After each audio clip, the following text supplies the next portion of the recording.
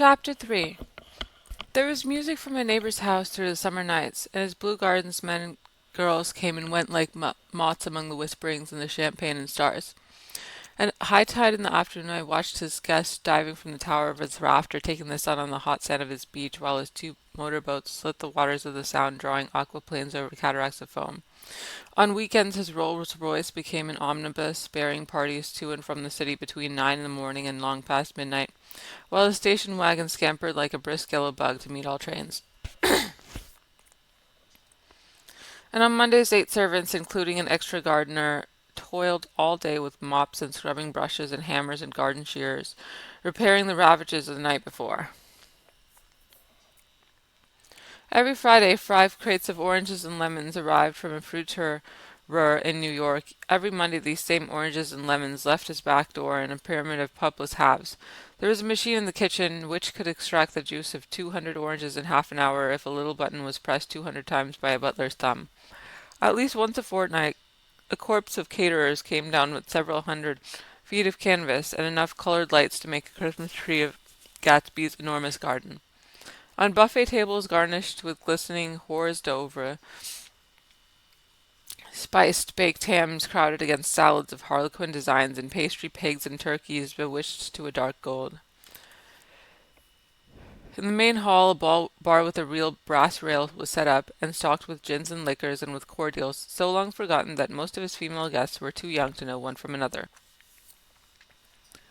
By 7 o'clock the orchestra has arrived, no thin, fine five-piece affair, but a whole pitiful of oboes and trombones and saxophones and viols and cornets and piccolos and low and high drums. The last swimmers have come from the beach now and are dressing upstairs. The cars from New York are parked 5 deep in the drive, and already the halls and salons and verandas are gaudy with primary colors and hair shorn in strange new ways and shawls beyond the dreams of Castile.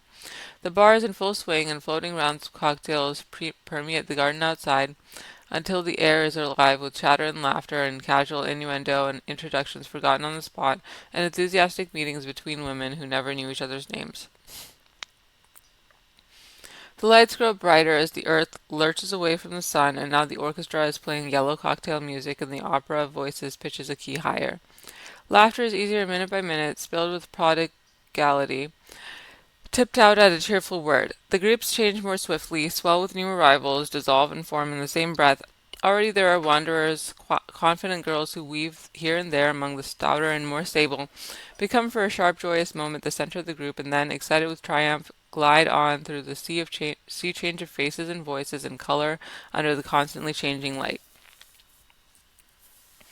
Suddenly one of these gypsies, in trembling opal, seizes a cocktail out of the air, dumps it down for courage, and, moving her hands like Frisco, dances out alone on the canvas platform. A momentary hush, the orchestra leader varies his rhythm obligingly for her, and there is a burst of chatter as the erroneous news goes around that she is Gilda Gray's understudy from the Follies. The party has begun. I believe that on the first night I went to Gatsby House, I was one of the few guests who had actually been invited.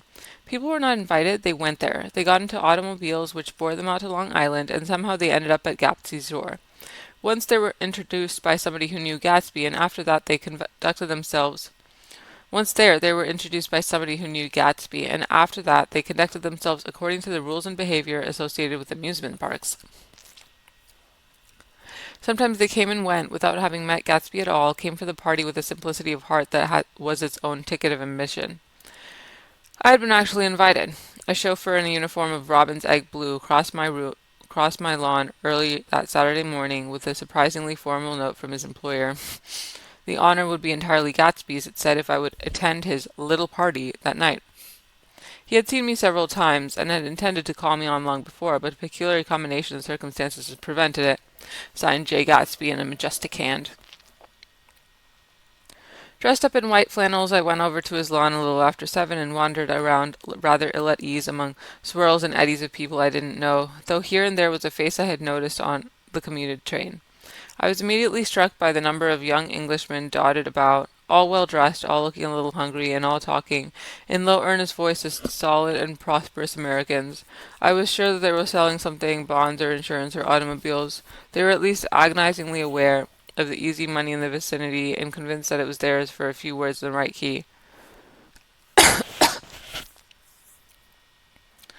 As soon as I arrived, I made an attempt to find my host, but the two or three people of whom I asked his whereabouts stared at me in such an amazed way and denied so vehemently any knowledge of his movements that I slunk off in the direction of the cocktail table, the only place in the garden where a single man could linger without looking purposeless and alone.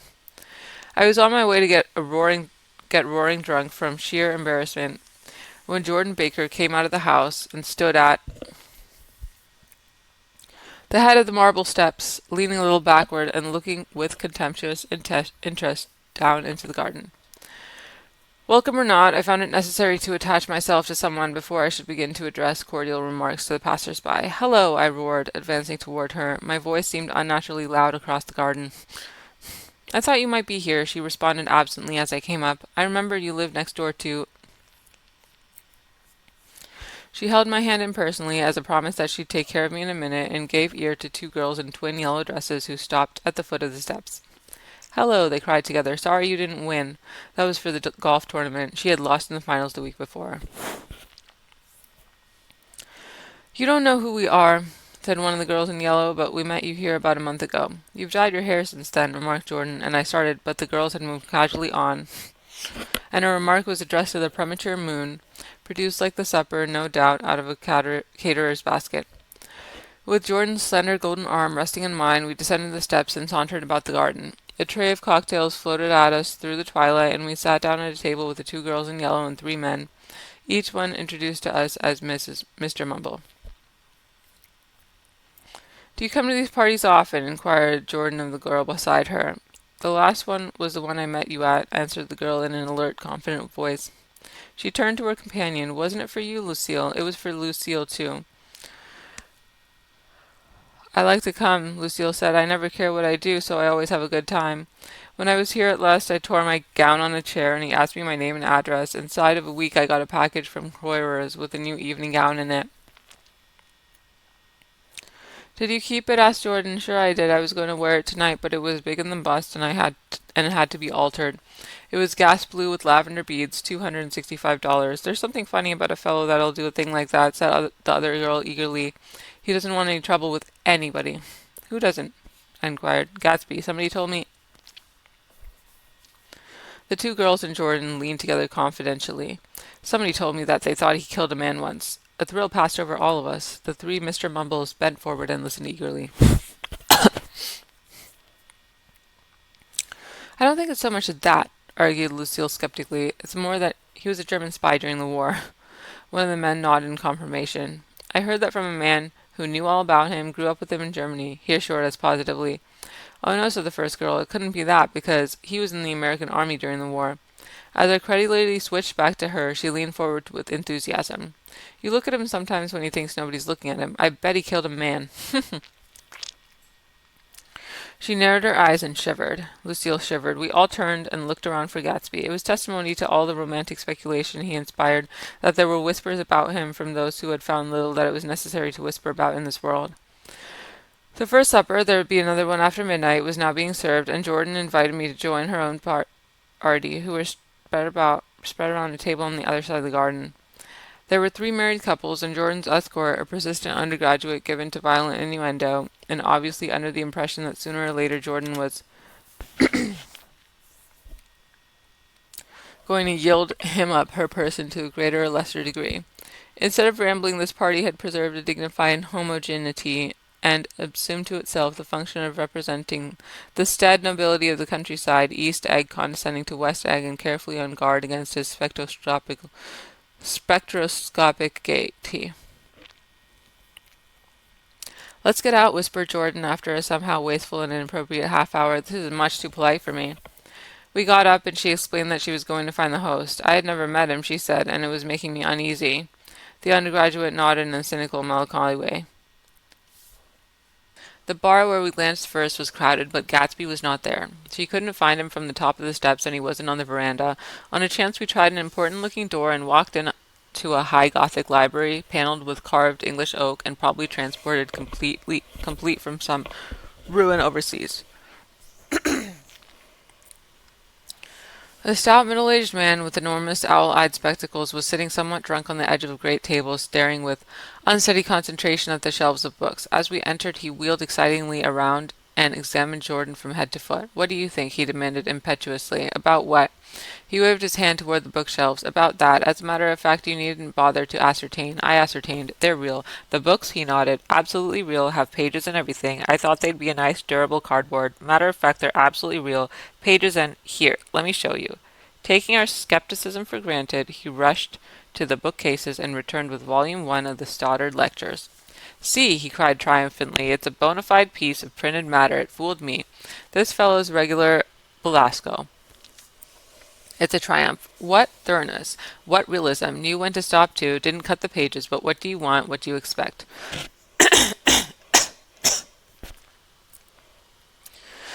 He snatched the book from me and replaced it hastily on his shelf, muttering that if one brick was removed, the whole library was liable to collapse. "Who brought you?" he demanded, "or did you just come?" "I was brought. Most people were brought." Jordan looked at him alertly, cheerfully, without answering. "I was brought by a woman named Roosevelt," he continued. "Mrs. Claude Roosevelt. Do you know her? I met her somewhere last night. I've been drunk for about a week now, and I thought it might sober me up to sit in the library. Has it? A little bit, I think. I can't tell you. I can't tell yet. I've only been here an hour. Did I tell you about the books? They're real. They're— You told us."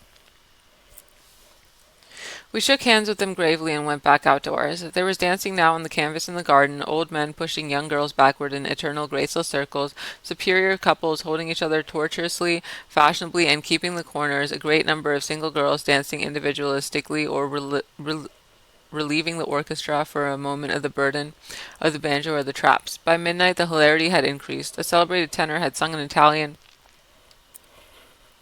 and a notorious contralto had sung in jazz, and between the numbers people were doing stunts all over the garden, while happy, vacuous bursts of laughter rose toward the summer sky. A pair of stage twins, who turned out to be the girls in yellow, did a baby act in costume, and champagne was served in glasses bigger than finger bowls.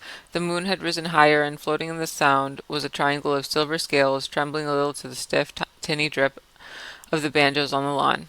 I was still with Jordan Baker. We were sitting at the table with a man of about my age and a rowdy little girl who gave way upon the slightest provocation to uncontrollable laughter.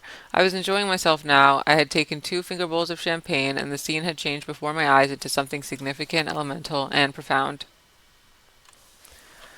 At a lull in the entertainment, the man looked at me and smiled. "Your face is familiar," he said politely. "Weren't you in the 3rd Division during the war?" "Why, yes, I was in the 9th Machine Gun Battalion.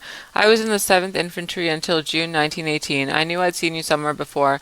We talked for a moment about some wet gray little villages in France. Evidently he lived in this vicinity, for he told me that he had just bought a hydroplane and was going to try it out in the morning.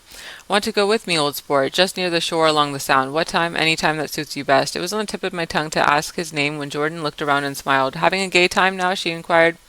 "Much better." I turned again to my new acquaintance. "This is an unusual party for me. I haven't even seen the host. I live over there." I waved my hand at the invisible hedge in the distance, and this man Gatsby sent over his chauffeur with an invitation. For a moment he looked at me as if he failed to understand. "I'm Gatsby," he said suddenly. "What?" I exclaimed. "Oh, I beg your pardon. I thought you knew, old sport. I'm afraid I'm not a very good host." He smiled understandingly, much more than understandingly. It was one of those rare smiles with a quality of eternal reassurance in it that you might come across 4 or 5 times in life. It faced, or seemed to face, the whole external world for an instant, and then concentrated on you with an irresistible prejudice in your favor. It understood you just as far as you wanted to be understood, believed in you as you would like to believe in yourself, and assured you that it had precisely the impression of you that at your best you hoped to convey. Precisely at this point it vanished, and I was looking at an elegant young roughneck, a year or 2 over 30, whose elaborate formality of speech just missed being absurd. Some time before he introduced himself, I'd got a strong impression that he was picking his words with care. Almost at the moment when Mr. Gatsby identified himself, a butler hurried toward him with the information that Chicago was calling him on the wire. He excused himself with a small bow that included each of us in turn. "If you want anything, just ask for it, old sport," he urged me. "Excuse me, I will rejoin you later."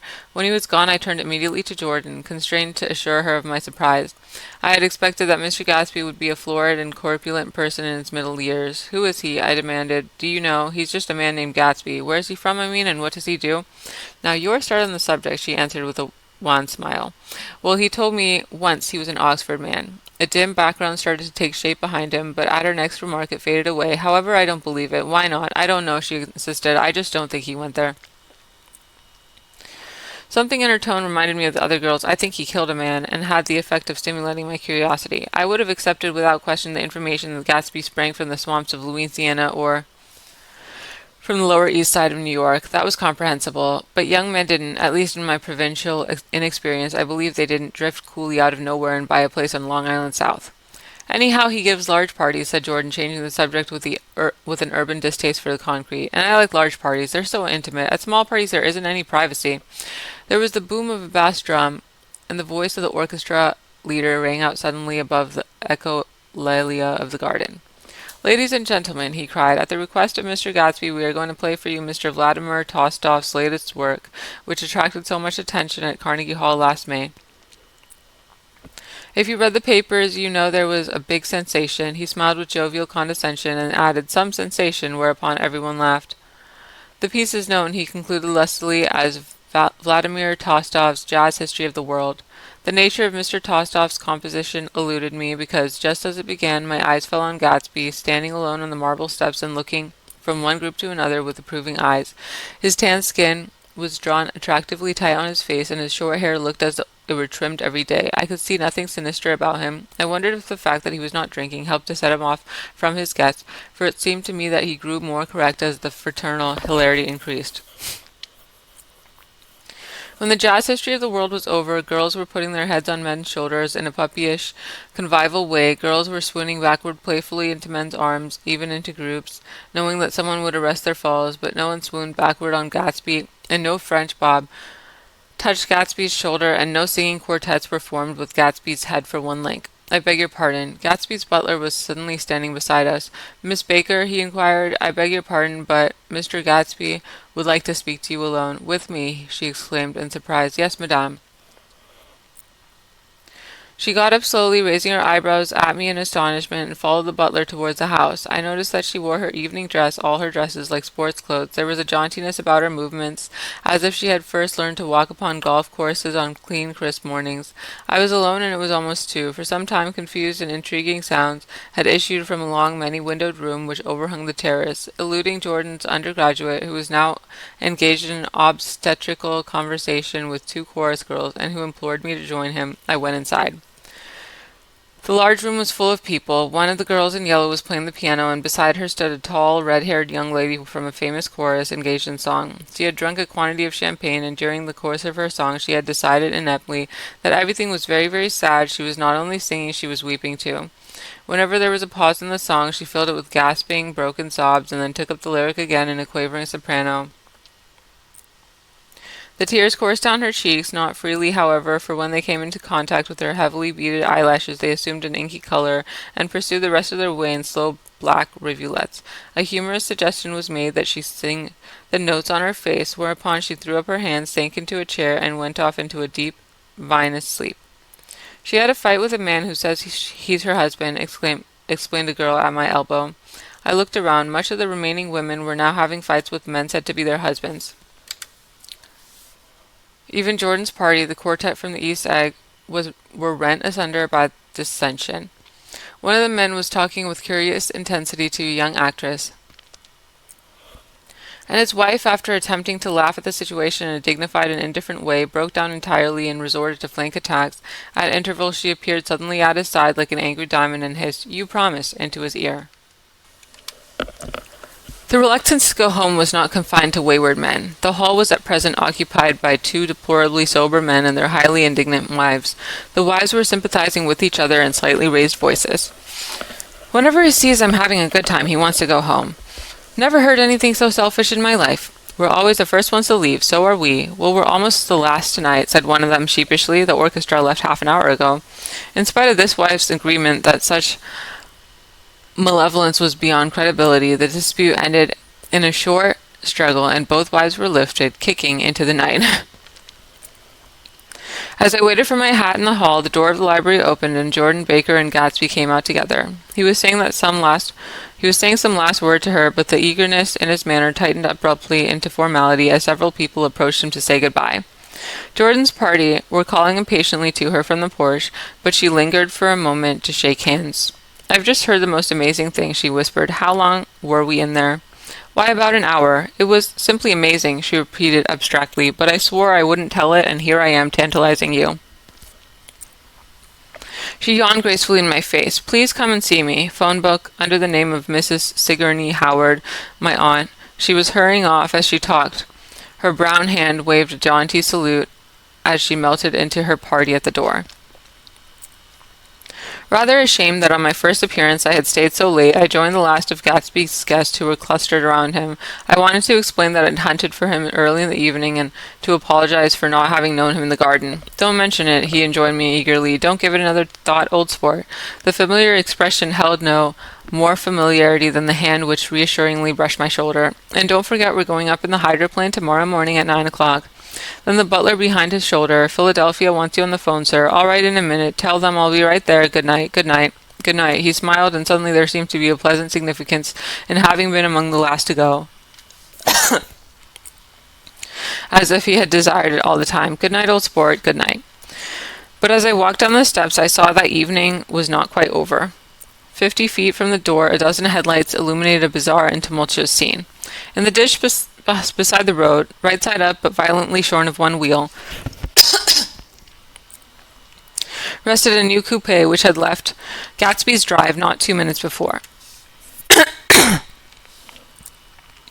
The sharp jet of a wall accounted for the detachment of the wheel, which was now getting considerable attention from half a dozen curious chauffeurs. However, as they had left their cars blocking the road, a harsh, discordant din from those in the rear had been audible for some time and added to the already violent confusion of the scene.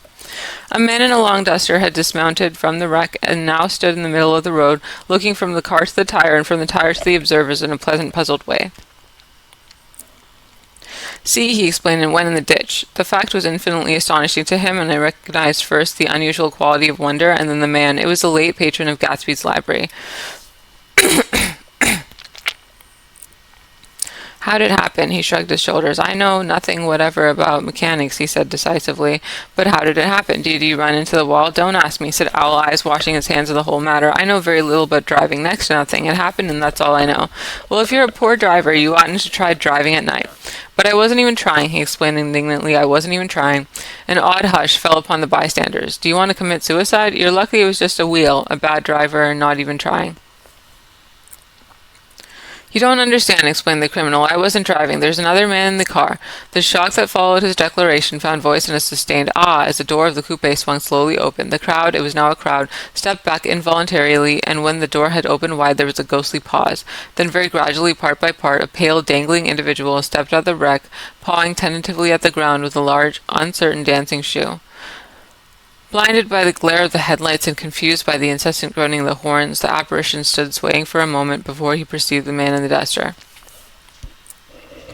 "What's matter?" he inquired calmly. "Did we run out of gas? Look." Half a dozen figures pointed at the amputated wheel. He stared at it for a moment and then looked upward as though he suspected that it had dropped from the sky.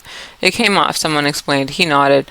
"At first I didn't notice we stopped." A pause. Then taking a long break and straightening his shoulders, he remarked in a determined voice, "Wonder if tell me where there's a gas line station?" At least a dozen men, some of them a little better off than he was, explained to him that wheel and car were no longer joined by any physical bond. "Back out," he suggested after a moment. "Put her in reverse, with the wheels off." He hesitated. "No harm in trying," he said. The caterwauling horns had reached a crescendo, and I turned away and cut across the lawn towards home.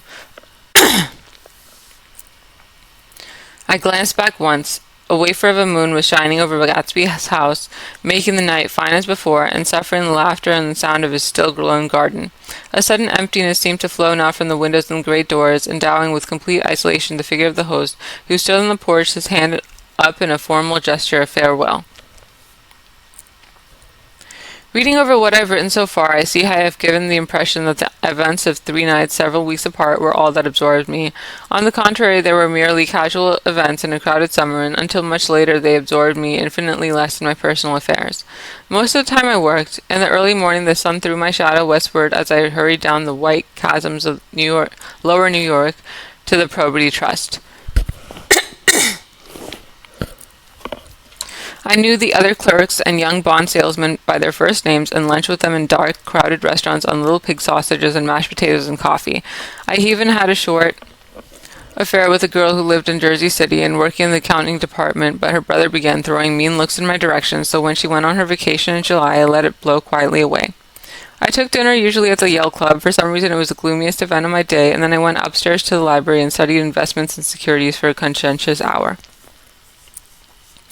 There were generally few riders around, but they never came to the library, so it was a good place to work.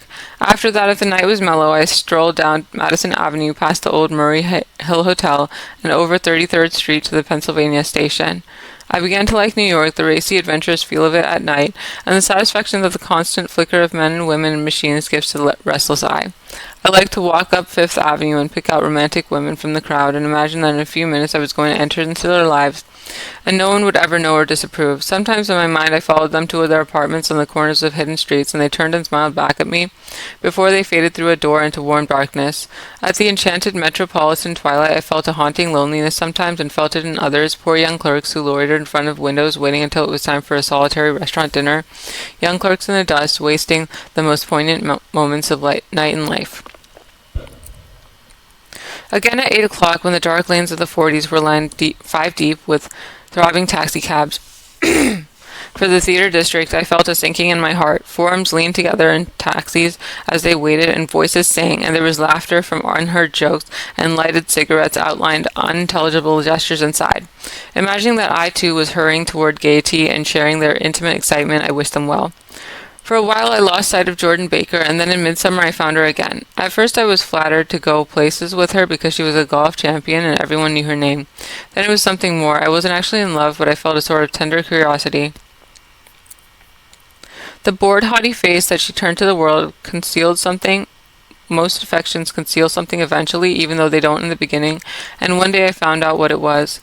When we were in a house party together up in Warwick, she left a borrowed car out in the rain with the top down and then lied about it, and suddenly I remembered the story about her that had eluded me the night at Daisy's. At her first big golf tournament, there was a row that nearly reached the newspapers, a suggestion that she had moved her ball from a bad lie in the semifinal round. The thing approached the proportions of a scandal, then died away. The caddy retracted his statement, and the only other witness admitted that he might have been mistaken. The incident and the name had remained together in my mind. Jordan Baker instinctively avoided clever, shrewd men, and now I saw that this was because she felt safer on a plane when any divergence from a code would be thought impossible. She was incurably dishonest. She wasn't able to endure being at a disadvantage, and given this unwillingness, I suppose she had begun dealing in subterfuges when she was very young in order to keep that cool, insolent smile turned to the world and yet satisfy the demands of her hard Johnny body. It made no difference to me. Dishonesty in a woman is a thing you never blame deeply. I was casually sorry, and then I forgot. It was on the same house party that we had a curious conversation about driving a car. It started because she passed so close to some workmen that our fender flicked a button on one man's coat. "You're a rotten driver," I protested. "Either you ought to be more careful, or you oughtn't to drive at all." "I am careful." "No, you're not." "Well, other people are," she said lightly. "What's that got to do with it?" "They'll keep out of my way," she insisted. "It takes two to make an accident." "Suppose you met somebody just as careless as yourself." "I hope I never will," she answered. "I hate careless people. That's why I like you." Her gray, sun-strained eyes stared straight ahead, but she had deliberately shifted our relations, and for a moment I thought I loved her, but I am slow-thinking and full of interior rules that act as brakes on my desires, and I knew that first I had to get myself definitely out of that tangle back home. I'd been writing letters once a week and signing them, "Love, Nick," and all I could think of was how, when that certain girl played tennis, a faint mustache of perspiration appeared on her upper lip. Nevertheless, there was a vague understanding that had to be tactfully broken off before I was free. Everyone suspects himself of at least one of the cardinal virtues, and this is mine. I am one of the few honest people that I have ever known.